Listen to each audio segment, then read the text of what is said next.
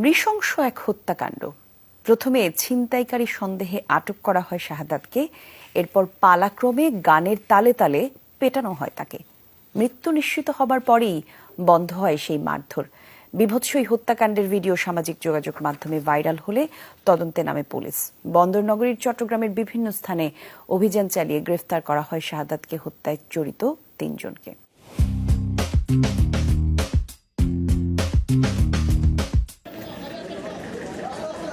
পুলিশের হাতে গ্রেপ্তার হওয়া এই ৩ জনই গত ১৩ আগস্ট গানের তালে তালে পিটিয়ে মৃত্যু নিশ্চিত করেছিল সাদাত হোসেনের। ভিডিও ভাইরাল হওয়ার পর আসামিদের শনাক্তে তদন্তে নামে পুলিশ।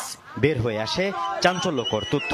চট্টগ্রাম ছাত্র জনতা ট্রাফিক গ্রুপ নামে একটি হোয়াটসঅ্যাপ গ্রুপ থেকে পোস্ট দিয়ে ২ নম্বর গেটে আসার আহ্বান জানানো হয়, যেখানে আগে থেকে বেঁধে রাখা হয়েছিল